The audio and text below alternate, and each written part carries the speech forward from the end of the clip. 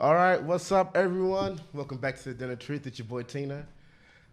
Today we got the homie back with us. Tommy, how you feeling? How you doing? Not too bad, man. Just a little, I'm a little sick right now, so you see me spazzing the fuck out and coughing. That's my bad. Last time, actually, I was nervous as fuck, so I didn't get to shout at the boys. Yeah. So did a little cut. So shout out to my boy P, shout out to my boy T, and free my boy Big C, sitting home. You already know what it is, man. We had to start off with that energy. You know, it's gonna be a great podcast. So we're shouting out, all the homies. But look, man. One of the reasons why I wanted to get you back on this is that I've had all this crazy feedback about people talking about our last podcast, and people talking about the type of things we were talking about, and I think they were really impressed that two people who look different, two people from different backgrounds, were able to come together and have a conversation. Yeah. Not necessarily saying that 100% you agreed with everything that I said last time, or 100% agreed with everything you said last time, but we had a really great dialogue, and we just talked about things that I feel people can really relate to, or people are really, I guess, facing right now. Yeah. So, I just wanted to get back to a few of the topics that we talked about recently, and just catch a vibe, man. I mean, homie, so, we're just having a great conversation. But, yeah. So, look, last time, I think we talked a lot about the different things that are happening within Sydney, different things that are happening in the world, and how people are facing issues with conservatism, first of all, what we talked about, and also how people can't sort of distinguish between their emotions and things which are practical. Yeah. So, yeah, man, that being said, I just wanted to hear about your opinions on just what is happening around the world, because I feel like right now, I feel like the world right now is fighting, man. Like, I feel like there's such a huge gap between people. Like, I feel like either we as a society have gone too far left, and then now people are taking it too far right, and we can't come back to the middle, which I guess it was at a particular time. But I think shit is just crazy right now, man. Yeah, man. Look, from last time we spoke, obviously we're talking about the differences between the left and the right, and different types of right-wingers. You got conservatism, you got libertarianism now. But I guess this conversation, or this podcast that we're having right now, I guess this episode, I would purely want to focus on more of the extension of what we were discussing before. I guess a lot of people were saying, hey, we want more details, right? We want to see more elaborate details of what you guys were saying. Yeah. So I guess the main concern now, because you're seeing a lot of emerging trends, such as the US 2020 election. The Democrats are, they're pretty much preparing to beat Donald Trump on this one. So a lot of focus on economics. So I guess, really want to talk about economics here, where we can dive in and say, sometimes is it capitalism or is it government intervention that is ruining us, and how can we move forward from that? Yeah. So I guess one of the things that I want to bring up today was obviously capitalism. Capitalism, look, is by far the greatest economic system ever developed. It's reduced poverty by 80% from 1970 to 2006. So that's one of the things that I really want to talk about here, where the left and the right actually share very common values, but just very different approaches by that. Oh, most definitely. And just not to cut you off, but I think a lot of people, that's where people get it twisted. Yeah. Like, right? They look at capitalism and they see sort of all the negative trends. Yeah. It's sort of like a train just going straight down. Yeah. But I think where a lot of people don't agree with capitalism is that they definitely, like you said, there definitely needs to be some sort of government intervention when shit gets taken too far. Yeah. Right? But sorry, keep going for your second. Yeah, so I mean, so one point about government intervention, right? When we talk about capitalism, I guess everyone's concerned about greed. Everyone's concerned about a lot of corporate influence happening here that is going to destroy consumers' lives. It's going to make a playing field unfair for other competitors. Yeah. And I guess there's different approaches. So you got the left and the right, and most of the time the left would mischaracterize the right as saying that we support corporations being greedy. We support the 1%. We support the rich taking advantage of everything, right? But really, it's the left that they say that we don't want corporate influence to grow. And on the right, it's the same thing. We don't want corporate influence to grow as well. Yeah. It's just very different approaches, right? So on the left, when we have a corporation that's growing too fast, they're saying that we need to protect consumers, we need to protect other industries. What do? We want to expand government laws. We want to expand the size of government. However, when you expand the size of government, you're expanding its power and its influence. And what happens when you have a big government with a lot of power and a lot of influence. You got corporations then lobbying, and they're buying fruit as politicians, saying, "Hey, we need to pass legislation that can protect our industries and protect, our consumers and also the corporations." But at the same time, it's like, since you're lobbying these guys, these guys are bought. You got like your special clauses put in these legislations that just benefits everyone else, right? Just benefits them. And that's what I always say, man. Like, it's like when people start talking about the gun laws, people start talking about pharmaceuticals. I keep reminding people, these are multi-billion-dollar corporations. Like, do you actually think that overnight they're just going to be like, all right, we're going to shut down a multi-billion-dollar industry? Right. Realistically, that's not right. But and I guess that's what people look at capitalism and then they say, that's not capitalism, man. Like on the right, I guess as a libertarian and as a conservative, it's more of, we support capitalism because capitalism is the system that filters out these wrongs that these corporations are doing. What the left is characterizing that is crony capitalism. No one supports crony capitalism over here. Yeah. We want a system that purely supports free market fundamentals and competition, which drives out these monopolies. So when we're talking about monopolies here, essentially because you're expanding the size of government, these guys are lobbying through. That gives them there's more legislation, there's more laws and compliance that the entire industry has to go through. Therefore, smaller businesses actually take a hit on this one because they don't have the economies of scale as compared to the bigger competitors over here who can absorb that with the cost of the compliance laws, of every other single regulation, which, I mean, basically that creates a monopoly that the left was essentially trying to prevent. So on the right, what we want to do is basically we want to say that we want to reduce the size of government, because if you reduce the size of government, you reduce the size of you reduce the power, you reduce the influence that can be bought and lobbied by corporations. From there, if you reduce that, capitalism runs purely. You got competition now, and you got prices coming from supply and demand, and now you got other competitors that can undercut and charge lower prices than these competitors. Therefore, monopolies aren't really created. And also, I guess a lot of people would say, what happens if the free market essentially naturally causes monopolies then? Capitalism, that's why you need open free trade. You need open international markets to come in, because that prevents domestic monopolies. So therefore, you got equal playing field now. You got small businesses competing, you got big corporations competing, and everybody's just trying to produce the most, most viable products and goods and services at a lower price for its consumers. You see. But then to go back to the point, you see a lot of that backlash with Uber. Like Uber trying to expand throughout the world, and a lot of governments preventing them from coming into the economy, because they know once Uber just even like puts a little feet in your country, that shit just spreads. Like, think about Australia, man. Well, I don't remember the last time I saw a taxi. Shout out to them veterans, man. But look, when you're charging $7 at night just to start the thing, sorry. I'd rather catch an Uber. And like you said, it's sort of just like, how long have taxis had a monopoly in the Australian market? Exactly, man. Because 40 to 30 years. And now these guys are pushing laws going to the government saying, hey, we need to protect our industry. We need to prevent Uber from entering the market. But essentially, you're cutting out a competitor that's charging lower prices and a better service than you guys, in which gives us consumers a better offering at a lower price, so we can travel more efficiently and save our money. And that's what I'm saying by this. If you expand the size of government, this is what happens, such as industries where taxis are now coming in saying we need to protect our industry, protect our workers. But this is just a natural course of economics here. This is capitalism saying that we're filtering out the excess that is inefficient, and we're bringing the new ones that are coming in to provide a better service for everyone else and create more jobs.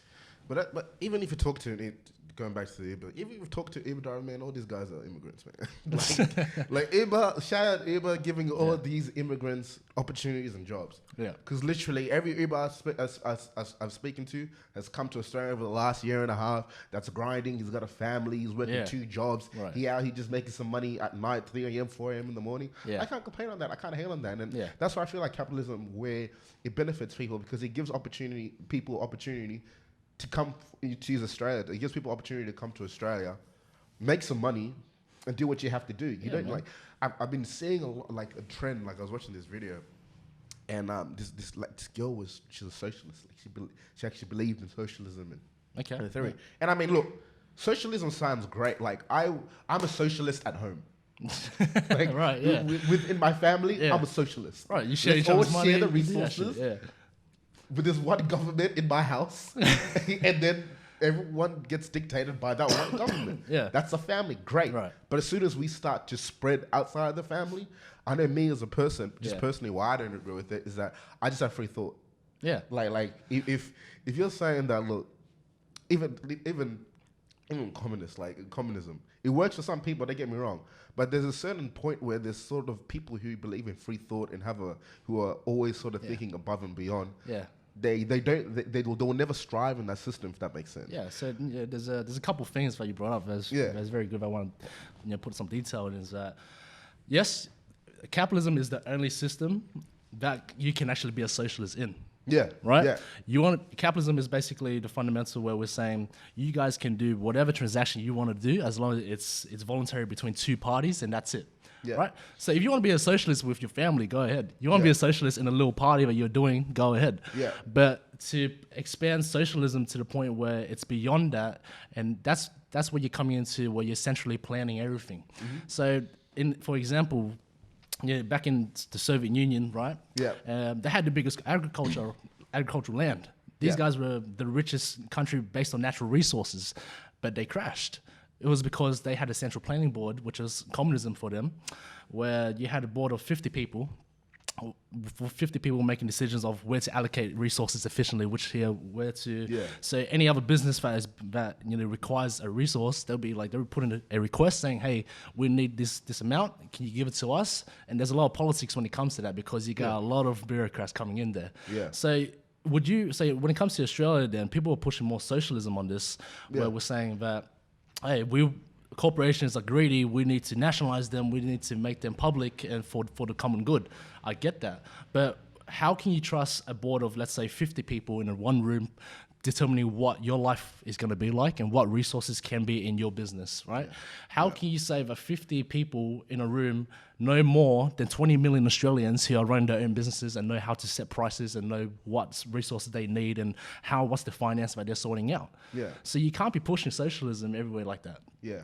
And capitalism is the only system that has made it possible for you to have an iPhone, for you to have a car, for you to have Uber, for you to have social network, for you to have technology, for you to enjoy every single benefit of the fruits of the labors that everyone's put in. Mm-hmm.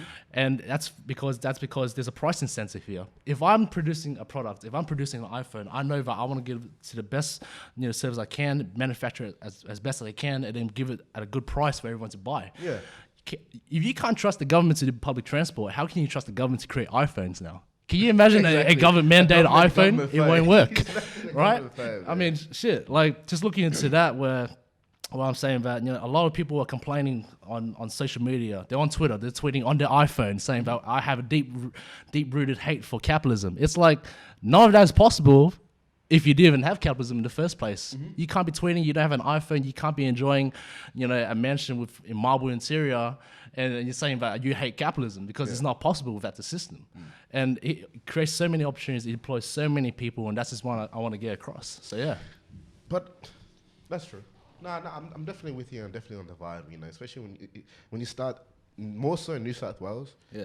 You're starting to slowly see some sort of trends of some sort of socialist mentality that people are having just in regards to, first of all, just in regards to our laws, our tax system.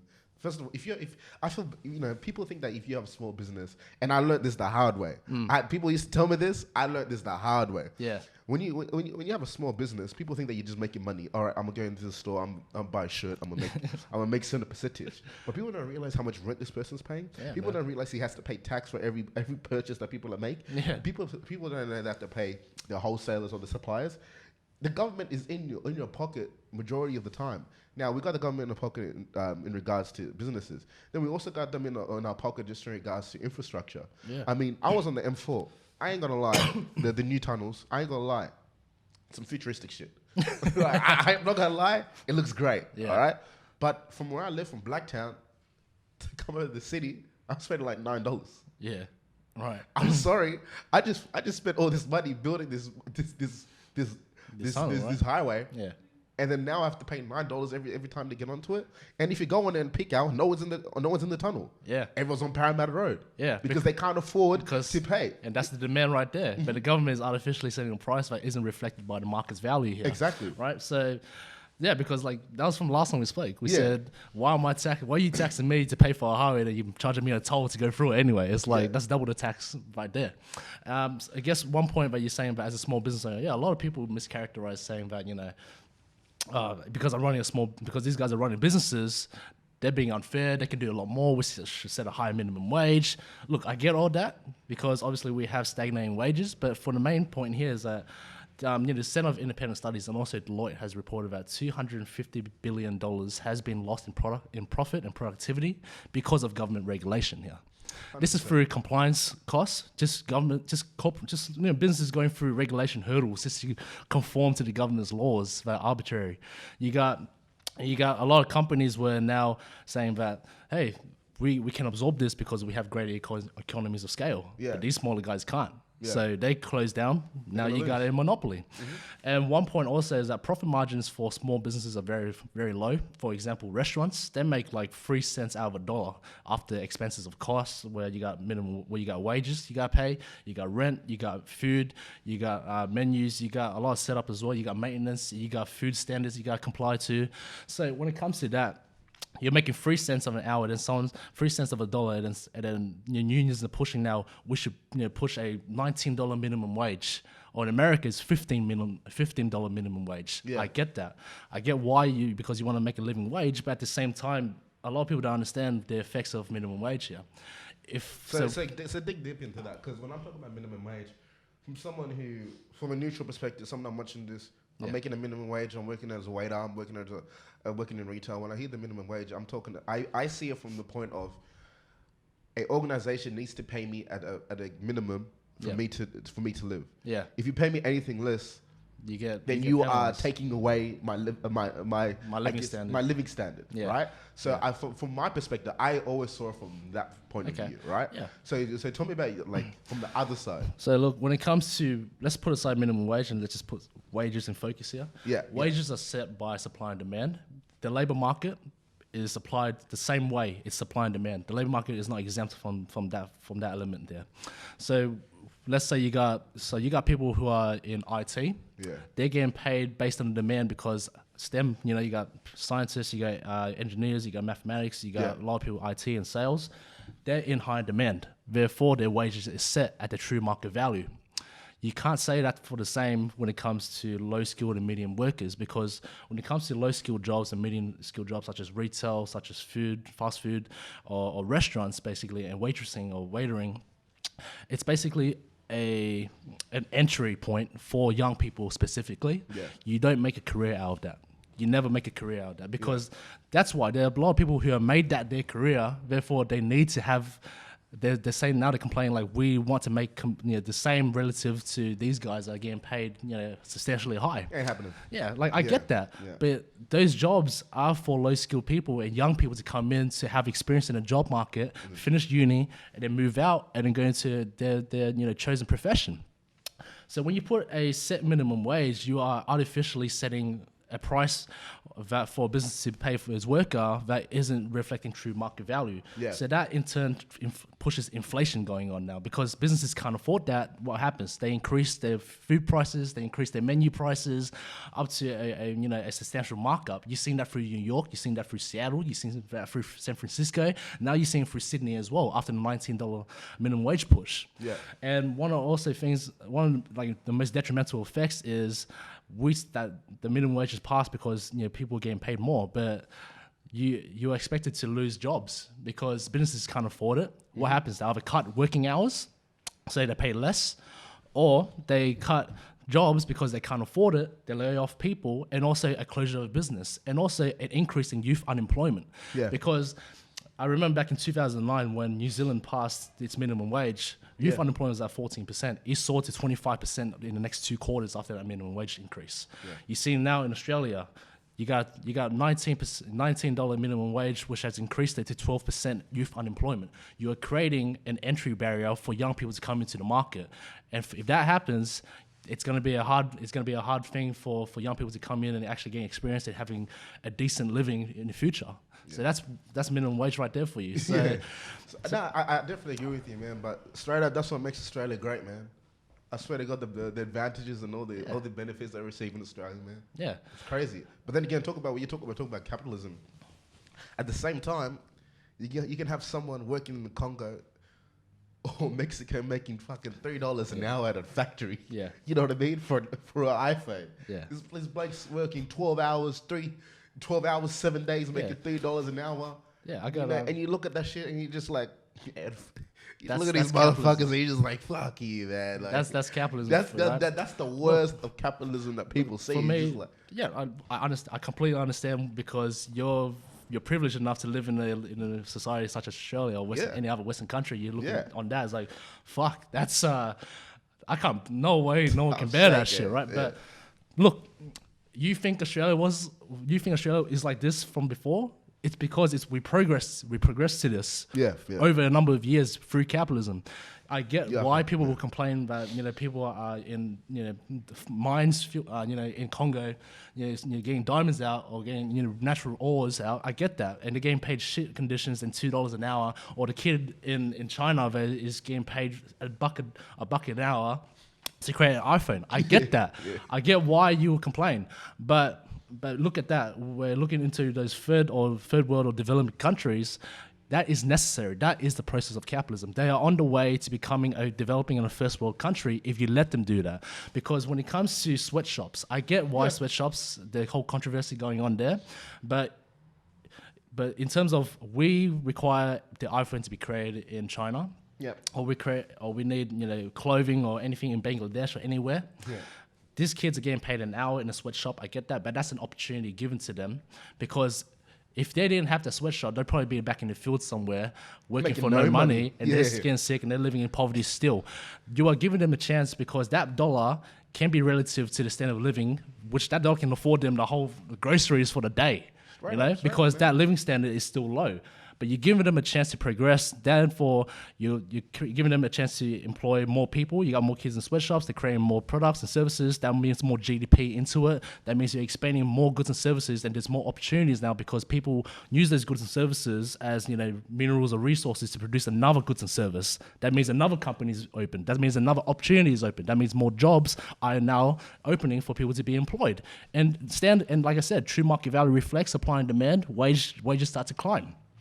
That's what we saw in China during the Mao Zedong period. Communism soared through China, where around like 40 million people died through that. Yeah. Because he was pushing for them to be an advanced society, but with no price system going on and no capitalism, and there's no price incentive. As soon as he died, his successor came in, passed it, and then China now adopts free market fundamentals. Look at the economy climb. Yeah. It's the same thing that is happening in those countries. You have to give them a chance, because if you say that this kid's getting paid $1 an hour, that's unfair, we should push it to $5 an hour. You think those businesses that are paying them can afford that compared to the living standards they have right now? And I like that.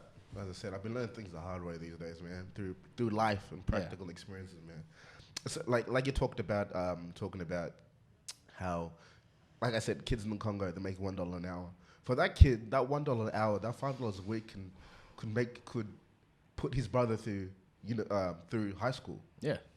Because once his brother gets to high school, then he has an opportunity to go to university. Once his brother gets to university, he has an opportunity to get a better job and take everybody with him. Yeah. So sometimes I see these corporations, especially like what irks me is that it's a great thing and it's a bad thing when organizations from Western countries go over to organizations from Eastern countries or lower income countries, and then they start. Foreign aid is a big one. I'll get to that. Yeah. First of all, they start to like pressure these organizations, and if like people on the ground, like they're saying, "Yo, you guys all need to chill because this $2 a day, this is feeding my family. This is making sure that my kids go to high school, go to work." You can see that, and I do get where people are coming from in that frustration. I do get where people want to make sure they at least make enough $14, $15 at countries. But look, the realities of this world, people don't give a fuck. Like these companies do not care. If they have to pay $1 here, and now you push it and pay $10 there, they're gonna go to the country next door that's paying $1 a day. Exactly, and that's the reality. I mean, obviously, as a society, we're working to improve that, and that's where government intervention is good for. That's where people talking about it is great for.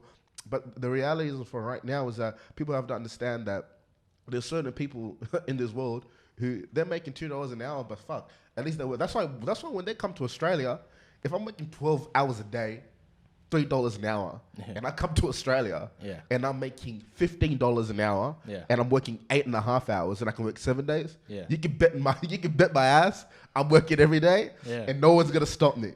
Yeah, man. And exactly. I guess, and that's when people are getting that frustration. I guess we're getting so off topic. Yeah, that's okay. Yeah, but anyways, that's why you see like I see a lot of Australians like complain about like when immigrants come to Australia. I'm just like, dude, this guy working 17 hours a day. This dude don't sleep. He's working a day shift and he's working a night shift, and he's making $15 an hour. And now, if I'm a company, I know people are saying, "Oh, we're Australians. We gotta employ Australians." I'm with you 100%. But at the end of the day, if I can employ this person for $15 an hour, and he works just as hard as you, works more hours than you, from a business perspective, if I'm hiring you for $25 an hour, you're working 7 hours a day, and you're not producing the same productivity. In a business sense, I'm going with the immigrant. Yeah. You know? Yeah, and essentially, and most immigrants coming in, they probably have a good portion of them would have higher education or a PhD in their home country, and they come over here, then transition to a higher paying job or a high demand job. That's definitely, like, you can't complain about that because you're trying to fill that in. That's why we have 457 work visas to come over here for people to work. But then you also have a good portion that are coming over to work low skilled and medium skilled jobs. Look, that's completely fine for me now. I see it, yes, it kind of depresses wages, but at the same time, Australians are having a better opportunity. You should be paying more attention to focusing and retraining your youth to move towards a higher paying field here. Let these immigrants come in because they need opportunity as well. And a lot of people are blaming immigration as the source of their job loss. It's automation. It's not immigration here. You can't be false flagging everything and saying that it's all immigrants. Immigrants from a cultural standpoint, from the last time we discussed, they need to assimilate into Australian society, but immigrants coming over to have a better living and provide for their family, there's no complaint about that. That's the Australian dream. That's the Australian dream, and we share with other Western countries. And I see that a lot from the right as well. They're pushing saying that we don't want immigrants. We welcome immigrants as a right, as a conservative, as a libertarian. I want these people to come through because these guys deserve to live a better life. But at the same time as well, I definitely understand the reservations of why some of my cohort would say that we don't need them, because you got the American southern border crisis going on, where you got then the media downplays this, but really you got 90,000 immigrants coming per month. Imagine you trying to sort out 90,000 people coming in per month, right? I definitely understand why they're coming, because they're trying to escape for a better life. I definitely understand why a kid in the Middle East, from Syria, from Iraq, from any other country that's coming over for a better life. I get it. But we need to, instead of doing foreign aid, because foreign aid, all we do is we give these guys money, and all these dictators, they just put in the Swiss bank accounts. Swiss bank account straight away. They're not giving to for the citizens.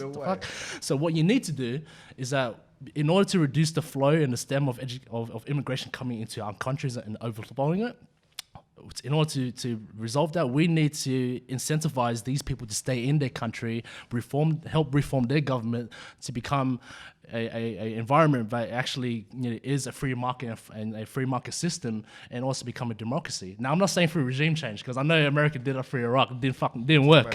But we need to push it through the United Nations. We need to push it through some global governance, body that says that we can advise you guys to become a developing country in an emerging market, such as Chile. I know that Chile was a piss poor country back in the 1970s. Milton Friedman, who is a well-renowned right-wing capitalist, all about capitalism, he had 4 people, or I think 5 people, who studied under him. They then flew over to Chile, and then they advised Pinochet, who was the dictator at that time, to reform it to a free market country. And look at Chile now. They're now the highest and the richest country in South America. From a piss poor country that was communist and a dictatorship to now a free market country that is being the richest out of all the countries in South America. That's a case study right there. That's a good story that we need to push on capitalism, that we can advise people to stay in their countries, and need to advise their government to put in reforms that can benefit, so that these people don't come over, but they stay in that country, because no immigrant wants to leave the country. no immigrant wants to leave it. They want to leave because they need a better life because their country's in a crisis. Exactly. If they had an option to stay there and build something out of themselves in that country, they would. They would stay in their home country, but they need an environment to do so. One of my homies, he gave me an example. He was just like, all right, so most people are watching this podcast, and most people that we know. Right now, we're all going to university. Right now, we're all working, trying to start a little business. And we're working hard. We're pretty much giving everything that we have to, all of our resources, all of our energy. He said, now imagine one day if you have to leave all of this behind and go to a country where you don't speak the language and start again. Yeah. That shit's hard. I can imagine packing up right now and going to, let's just say, if I went to China, I had to start again. I had to learn how to speak the native language. That shit would be hard. Yeah. And and the thing about immigration, one thing that I always told people is that, like, what, this country's built of immigration. Right. I don't mind what gets me is, like, I don't mind the conversation of immigration, because realistically, when they talk about immigration, a lot of the excuse that they should use is just that we have I wouldn't say we have limited resources, but we want to make sure the people who are coming to Australia are productive. Yeah. We're getting the right type of people coming to Australia who are going to be productive in the long term, because we're trying to maintain the culture that we have. Exactly. The Australian culture, the culture that we can all flourish, we'll have resources. Yeah. If they use that excuse, I'll be 100% happy with it. Right. But they use this narrative that, like you said, Australian immigrants are coming to Australia, they're terrorizing, It's like, okay, let's ask Indigenous Australians how immigration worked for them and what their perspective of immigration was. Yeah. Indigenous Australians probably thought the same thing of Europeans coming to Australia. Like, why the hell are these people coming in here? Right. How can they be productive to their society? Yeah. They probably thought the exact same thing. But obviously that's a different situation, because they slaughtered everyone and took over the country anyways. Yeah. But the point I'm trying to say is that I feel like, even when I watch the news, 90% of the shit that I watch is bullshit. Just in regards to the narratives that they're trying to spin. Yeah. And I feel like what's dangerous is that, all right, so me and you, we can look at that and be like, all right, I'm watching this. That's bullshit. That's bullshit. That's bullshit. Yeah. 10% truth in that, but the rest is bullshit. Yeah. Then let me look at the resources and see what actually is happening. Exactly. Let's crunch down the numbers and let's look at the policy, what's really 100%. Happening. But a majority of people don't. Yeah, a lot of people don't. It's like, for example, I was telling someone was trying to tell me about the whole Australia Day thing, and people try to change the date. Yeah, I'm okay with it. For me, if that makes Australia a better society and people have that feeling towards it, Indigenous people feel like that'd be great for them, I'm with them 100%. Okay. It doesn't really affect me in that sort of way. And you saw this Australia Day where people within cities, like Sydney, Melbourne, Perth, Brisbane, they were talking about changing the date. Yeah. And one thing I kept reminding everyone is that we live in cities. Like, Australia's a big country. Yeah. Now you're gonna have to try to convince people out from country Australia. And if you've lived in country Australia, you know what the hell I'm talking about. Yeah. Like, you're trying to convince these communities to change the date. For them, this date is like the most significant day of the year. This is all that they have. Yeah. Right? So you have two conflicting things. Yeah. Right. And that's me talking about that is just me trying to talk about how people can have two types of different opinions, but common sense and middle ground, we eventually have to meet it. And the only way we can come back to common ground is to have conversations. Yeah. We need to talk about things. Right now, I feel like there's a lot of yelling. There's a lot of fuck you. No. Like, there's a lot of yelling. There's a lot of just like, I'm just going to ignore this fact and ignore everything that you've said just because I believe this. Yeah. Or because I believe this is my lifestyle of choice. Yeah. And there's no real conversations of coming down. Yeah. You know, even the way that me and you think, I think sometimes we're pretty neutral people. Like, if you have a better idea than I do, I'm gonna talk about it. If I have a better idea than you do, we can talk about it. Yeah. But we're not flipping out ideas anymore. Yeah. Like, one of the vibe that I've been on, the shit that I've been listening to right now is that you see what's happening in the world. Nah. Like, just regards with China trade USA war. Trade war. Yeah. Things that are happening within Africa. Yeah. Different wars. You look at the Middle East and how it's not certain. I'm just like, do you feel like we're living in a time in society where in 50 years' time we're going to be talk about it now? Because my curiosity comes from people who lived during everything that happened with the Nazis and everything. Right. A lot of people around the world, but they didn't have technology and they didn't have the resources right now to tune into what was happening. You know, they didn't have enough power to really get into what was happening. Right. Right now, we have all the power to actually listen and get into what's happening. You know, do you reckon in like 30, 40 years' time, we're going to look back and be like, shit, we probably could have done more for the Syrian kids? Do you know what I mean? Yeah, I definitely think that everything is easier to review when it's in hindsight. Yeah. So no. 100% there. But honestly, I'm not too sure these days because honestly, we got a lot of issues that are still talked about from the past century or so, right? Yeah. I mean, from the conceptualization of capitalism, you have communism coming in saying that we need to reorganize production, we need to reorganize labor. Karl Marx is coming into saying those things, and you got climate change is alarmingly coming up high now. As we move towards a more industrialized and more technological movement here. But in terms of trying to look into things in hindsight, I can't really comment until we move past that. We got to move past this point. But I guess in terms of how can we move forward in a direction that can be productive, where we look back in hindsight and our kids are going to be like, okay, these guys actually were a good generation that did move something forward. Yeah. I guess that it's all about common ground. It's all about sitting down together and actually saying that we just need to review facts. We need to review numbers. We need to review statistics and just say that is this the right way we're doing it? So, and honestly, I think that all comes through an individual thought. We can't have a collective idea now. We can't have collectivism coming in saying that we need to think one certain way because that's what the left is trying to push here. But I guess us on the right are saying that we can be individuals where we can have freedom of thought and actually sit down and bring up new ingenious ideas just to push that new thought that we can all sit down and actually reform and move forward towards with. Yeah. I think one of the biggest issues with conservatives is to keep it behind it. People just think they're racist, straight up. Yeah, like that is the bottom line. No one wants to say it. Yeah, but and you can see a little bit of it. Like it's like, for example, I talk about like culture and diversity in HR, right?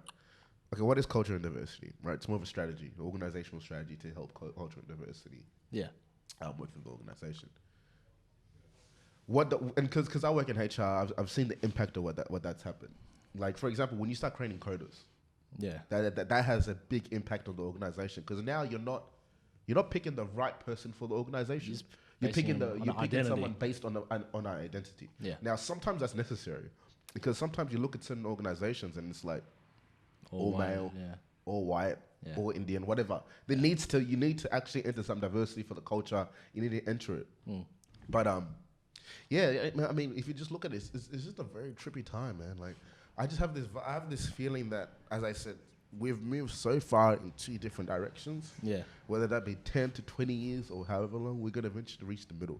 Yeah. And once we reach the middle, we're going to realize that a lot of the shit that we're doing, it was so unproductive for the length of time that we're doing it. But I guess that probably was the same process that previous generations were going through. This was the debate that we're having. This was the push on the left and push on the far right that we're having here. Yeah. And then I guess it all kind of works out in the middle as we move forward. But that's all about sensible lawmakers that we put into place here. It's all about a sensible culture that we have. That we're not here to moderate here. We're not here to suppress anyone's views or not. Because I think that when it comes to freedom of thought, and the best idea always wins. Yeah. And the only thing that you can have that is through a public discourse. A discourse where everyone can say the most racist shit they can say or anything at all. But as long as other guy comes in and saying that he dismantles everything that our previous guy said, I guess the audience will win. Will sway towards that guy that has dismantled it. Yeah. And I guess that looking into where I definitely understand why a lot of people will say that conservatives would be racist. Because look at the general demographic, right? A lot of conservatives will be probably white kids. But look, I guess I really think that's changing because, I'm an example. I'm an Asian conservative, whatever you want to put me as. Yeah. And you have a lot of black people now in America who are supporting Trump. You got a lot of gay people supporting Trump as well now. It's like it's a lot different now. The culture is changing, and I think that when it comes to our people on the right and conservatives, we should really, filter out all those guys by saying that we can't welcome these people into the party or anything like that. It's like no, the more people we have, the more truth that we can seek here. Yeah. Because I honestly think that predominantly back in America, the Democrats have had this power already. They pushed so many things that has dismantled the black community, dismantled so many minorities, and yet Americans are still voting for these people, which I just don't get sometimes. Like, the Democratic Party was a party of logic and a party of reason back in the day, but now it's just like it's gone overboard where you got like, because just to put some perspective here, it's like back in, black people were actually doing quite well before the civil rights movement came through. I heard a lot about that just in regards to the culture.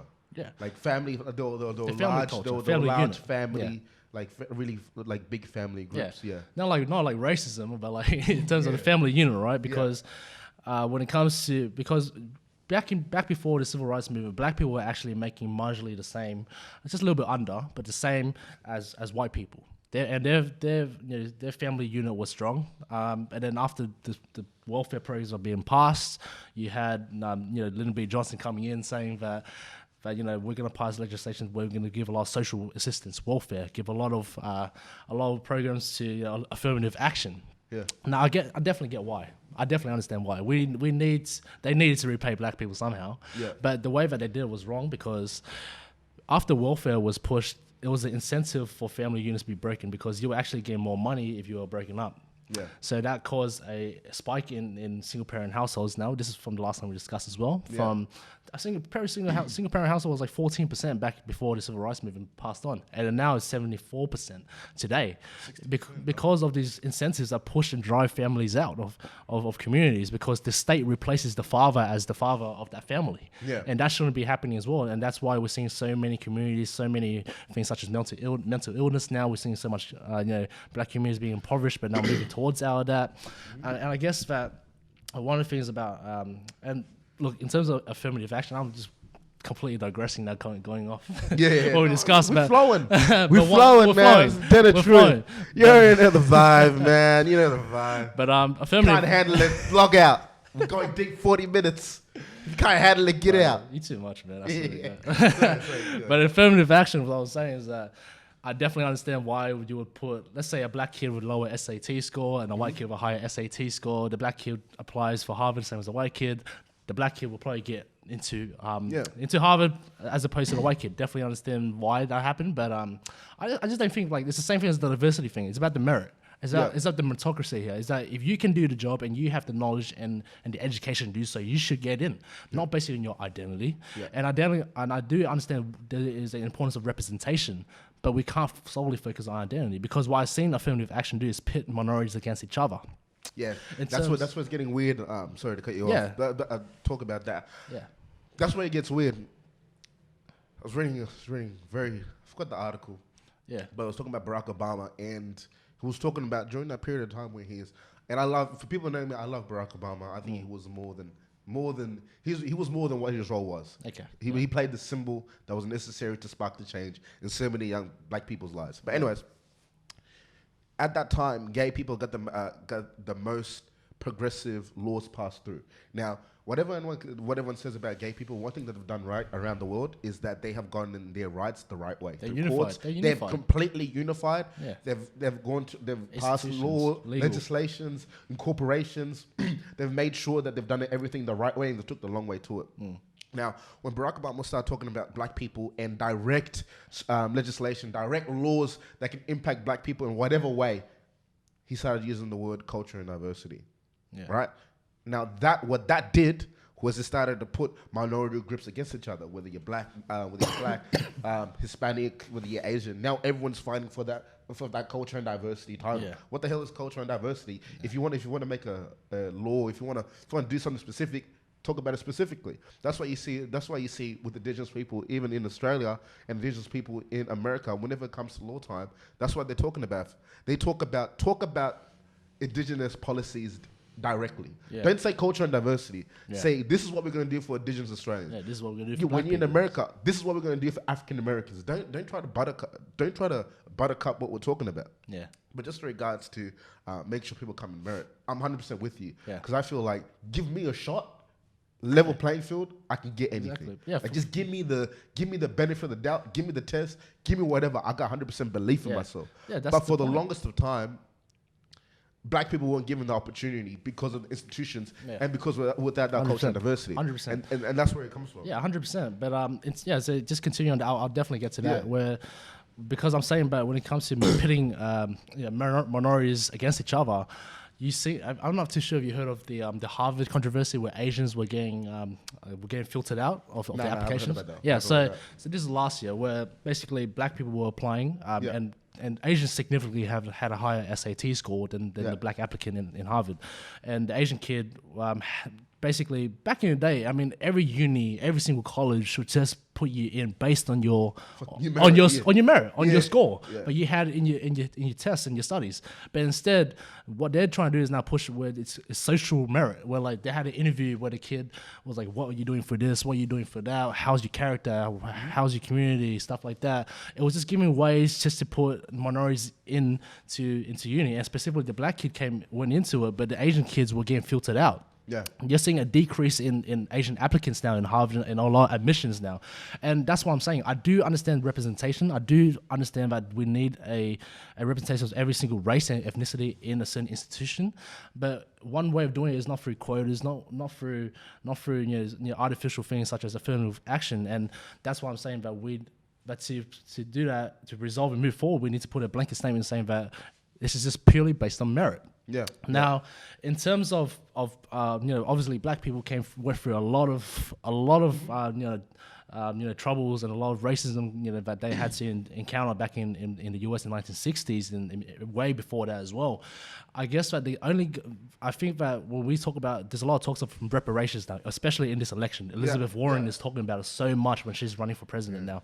And she was the one that said she was Native American. She's a fucking fraud. She's a fraud. Let's get that straight. You know how mad, it's like someone, the equivalent of someone in Australia and someone saying on your uni application, if you say you're Indigenous Australian. Just to get the benefits just to get the tick. He's just leeching the system. Exactly, man. But like, that's what I'm saying. It's like you're pushing reparations, but these people who are living descendants of black people now in modern day America, then their descendants were like three or four descendants past already. Yeah. And to give them reparations, I definitely understand your point here, but to give them reparations is to unfairly do the leveling of the playing field. What we should do, and the only thing that the government should do, is get out the way. We should definitely get out the way, no structural barriers whatsoever, nothing that holds anyone back from succeeding. And I guess that's still a lot of work that needs to be done within the American and also the Australian system, specifically the Indigenous people that we have so far. Yeah. We need to recognize them in the Constitution. Why are we not? Exactly. Right? And I'm going to get a lot of flack from this because conservatives and a lot of people on the right are going to hate me for this, but we need to. I definitely understand that we can't recognize race in our Constitution, but